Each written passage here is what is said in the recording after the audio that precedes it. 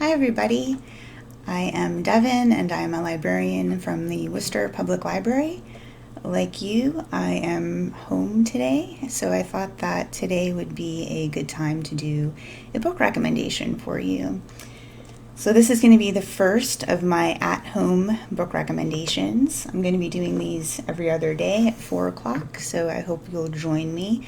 And if there are some book recommendations, like a different genre that you're interested in, such as mystery or action, feel free to post that in the comments and I'll try to do a recommendation in that genre for you.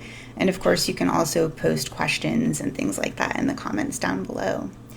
So the book I have for you today is an historical fiction book. I read it not too long ago. I brought home a book on CD just so I could show you the cover. It's At the Water's Edge by Sara Gruen.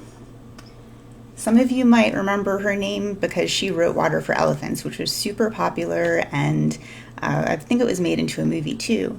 Hey everybody, if you're just jumping on, feel free to say hello or give me a thumbs up or something. I'm talking about At the Water's Edge by Sara Gruen. So this has three main characters. There is Madeline, Hank, and Ellis. Madeline's really the main character. Ellis is her husband, and Hank is their mutual friend. So these three people are really sort of highfalutin New York socialites. This is set during World War II, so while everyone else is out having fun, doing the war, these three are out having fun, going to parties and doing expensive things. And then Ellis and Hank, they manage to avoid the draft, one for flat-footedness and one for colorblindness, both of which is speculated about by their friends, which makes them really mad, especially Ellis, which is Madeline's husband. So they get it in their minds to prove themselves as men, and what they want to do is go to Scotland and discover the Loch Ness Monster, which I know sounds crazy, but this is historical fiction, so there is a part that's based in reality.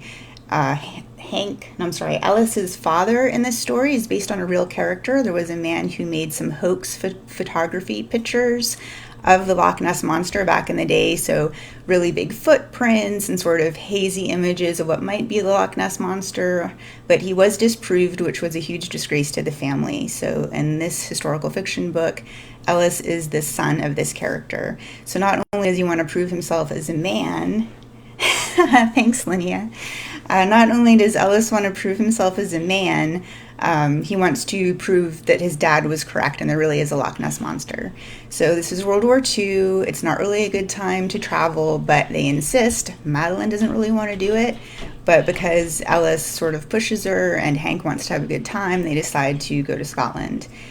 They take a sort of a package ship overseas, but it's dangerous and they actually get bombed by U-boats, which is a really scary time for them.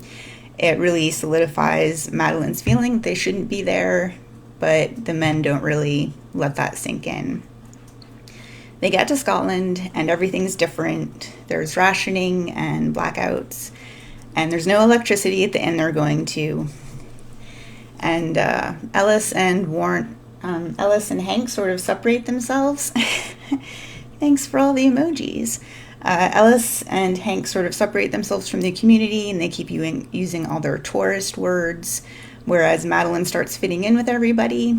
So even though there is rationing and blackouts and everyone's worried about their family members in the war, there's a lot of great camaraderie between the characters, which is what I really enjoyed.